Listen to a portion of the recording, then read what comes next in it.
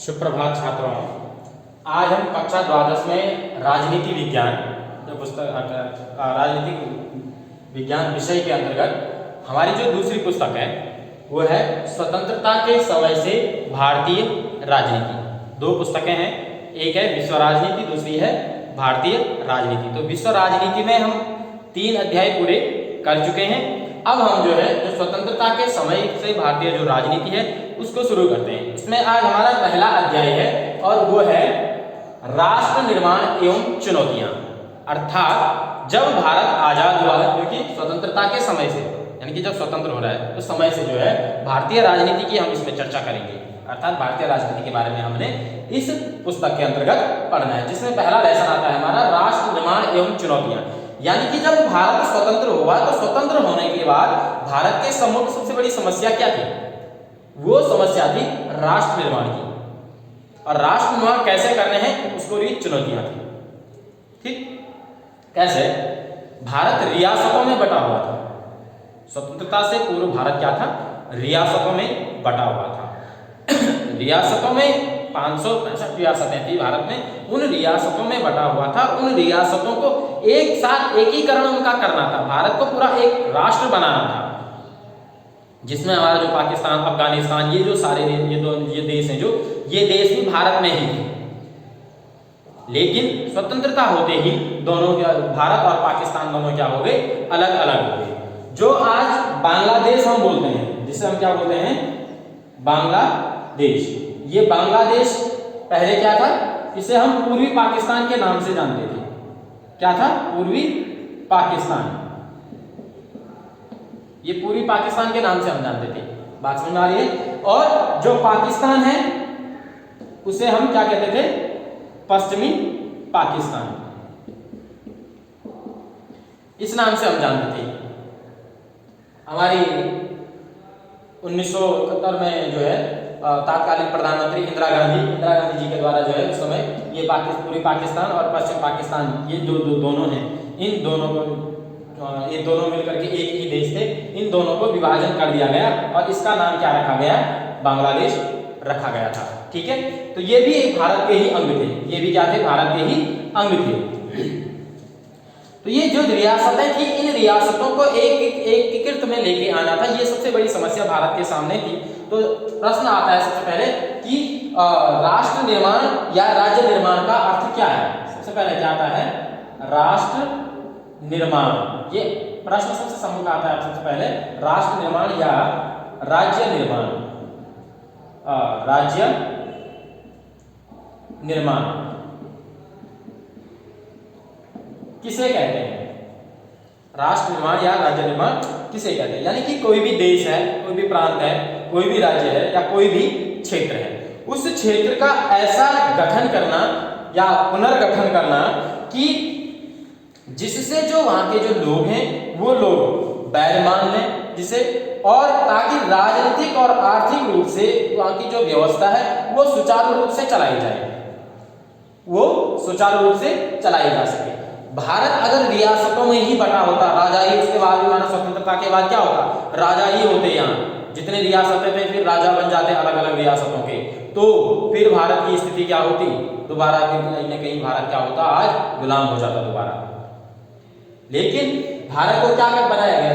लोकतांत्रिक राष्ट्र बनाया गया। यहाँ पर भारत का एक संविधान बना, पूरे राष्ट्र का एक संविधान बना, और संविधान में भी अनेक देशों से जो है, जैसे आयरलैंड के संविधान से नीति निर्देशक तत्व लिए गई, जैसे अमेरिका से, जापान से, जर्मनी से, ठीक है, अफ्रीका से, इन राष्ट्रों से जो है हमने कुछ न कुछ, किसी राष्ट्र से कुछ न कुछ लेकर के अपने संविधान का निर्माण किया है। ये हमने 11वीं में पढ़ा। ठीक, लेकिन अगर हम यहाँ पर देखते हैं कि राष्ट्र निर्माण यानी कि एक संविधान का जब हम निर्माण कर रहे हैं तो क्यों कर रहे हैं? क्योंकि किसी राष्ट्र को सुचारू रूप से, व्यवस्थित रूप से चलाने के लिए। तो यही है यहाँ पर कि राष्ट्र निर्माण में सबसे पहले बात आती है कि किसी राष्ट्र को हम जो है व्यवस्थित, उसका पुनर्गठन ऐसा किया जाए कि उसको एक व्यवस्थित ढंग से उसकी आर्थिक और राजनीतिक जो गतिविधियां हैं उन गतिविधियों को एक सुचारू रूप से हम क्या कर सकें? आगे ले जा सकें। इसके लिए हमें क्या है? राष्ट्र निर्माण की हम बात करते हैं।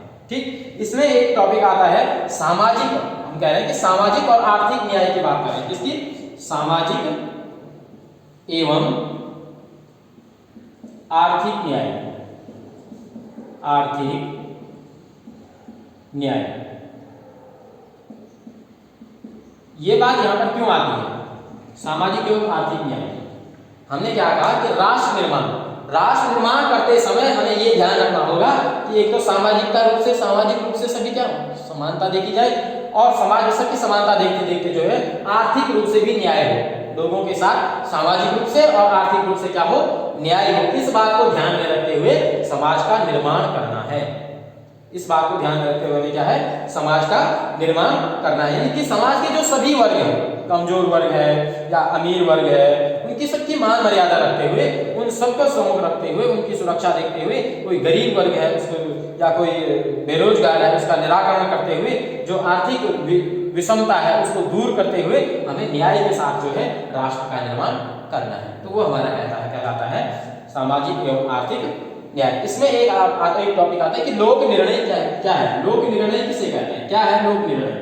लोक निर्णय शब्द से ही पता चल रहा है, लोक जनता, निर्णय जनता का निर्णय। माना जहां पर अगर हम देखते हैं कि देश की जनसंख्या बहुत विशाल होती है और भारत की जनसंख्या तो जो है बहुत ही विशाल जनसंख्या, तो जहां पर माना कोई जटिल समस्या है, उसका समाधान नहीं हो पा रहा है, तो वहां पे समाधान ढूंढने के लिए जनता के सम्मुख वो समस्या रख दी जाती है और जनता ही उस पर क्या करती है, निर्णय लेती है। और जहां पर बहुमत या बहुसंख्या में लोग जिस पक्ष में आ जाते हैं उस पक्ष को क्या किया जाता है, निर्णय किया जाता है। हाँ भाई ये निर्णय निकल गया, तो वही क्या कहलाता है, हमारा लोक निर्णय कहलाता है।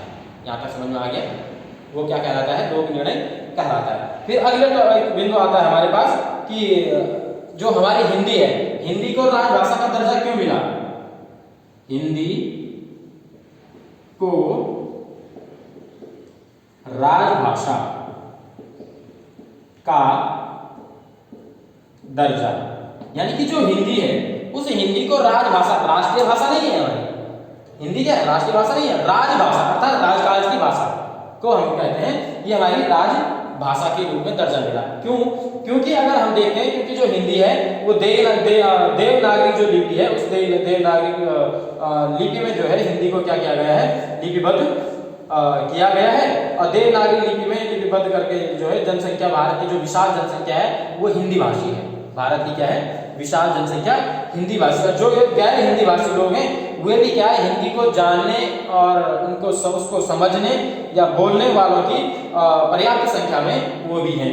अर्थात हिंदी भारत में देखा जाए तो ज़्यादा से ज़्यादा बोली जाने वाली भाषा है, इसलिए इसको राजभाषा में अभी किया गया, राष्ट्रीय भाषा अभी इसी घोषित नहीं किया गया है। ठीक है, यहाँ तक समझ में आया। इसके बाद एक प्रश्न अगर आपके पास आ गया, भारत में यहाँ जब हम राष्ट्र निर्माण की बात कर रहे हैं, हमने अभी संविधान की बात की, तो संविधान की अगर बात करते हैं तो 11th में है ही आपके पास, लेकिन 12th में भी आपके पास प्रश्न आता है कि भारत का संविधान कब लागू हुआ। ये प्रश्न है आपके लिए कि भारत का संविधान कब लागू हुआ। ठीक है, ये प्रश्न आपके लिए है क्योंकि हमने 11th में पढ़ा और अभी मैंने कहा कि स्वतंत्रता होते ही संविधान का निर्माण हुआ। 2 वर्ष 11 माह 18 दिन संविधान को बनने में लगे थे। ठीक है, और हमारा संविधान बना। संविधान बनने के बाद हम स्वतंत्रता दिवस, गणतंत्र दिवस के रूप में उसे मनाते हैं उस दिन को, और उस दिन भारत का संविधान लागू हुआ था। ठीक है, ये आपको खुद करना है। ठीक, एक और उस समय हम बात करते हैं कि एक और प्रश्न आपके सम्मुख आता है कि भारत के जो अंतिम गवर्नर जनरल थे वो कौन थे? अंतिम गवर्नर जनरल, ये प्रश्न सम्मुख आता है आपके कि भारत के अंतिम गवर्नर और गवर्नर जनरल कौन थे? तो भारत के अंतिम जो गवर्नर जनरल थे वो थे सी राजगोपालाचारी। कौन थे? सी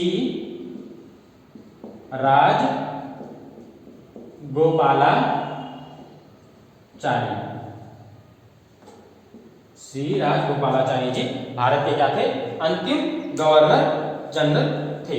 ठीक, जब भारत आजाद हुआ, आजाद होने के बाद राष्ट्र निर्माण की बात होती है, तो उस समय जो है भारत में क्या है कि ये देखा गया कि कौन भाई इस काम को करेगा कि जो राष्ट्र निर्माण की बात करेगा, पूरे राष्ट्र सभी राज्यों में जाकर के एक एकीकृत करने की उन्हें बात करेगा, कौन कर सकता है इस काम को, तो सरदार वल्लभ भाई पटेल जी को उस समय ये कार्य दिया गया था। लेकिन फिर भी हमारी जो 4 रियासतें थी वो 4 रियासतें ऐसी थी जो इसमें सम्मिलित नहीं होती हुई थी। एक एक करके हम उसमें चर्चा करेंगे। जैसे माना जम्मू कश्मीर था, ठीक है, और जूनागढ़ था, ठीक है। तो ये जो 4, जो हैदराबाद हो गया, तो ये जो रियासतें हैं, ये रियासतें आसानी से इसमें नहीं आती, ठीक। क्या क्या इनमें होता है वो हम अगले टर्न में पढ़ेंगे। आज के लिए आपके पास इतने हैं, ये कुछ टॉपिक है, मैं इसकी स्क्रिप्ट भी आपको भेज दूंगा, इसका आप सुनना, लिखेंगे और याद करेंगे। धन्यवाद।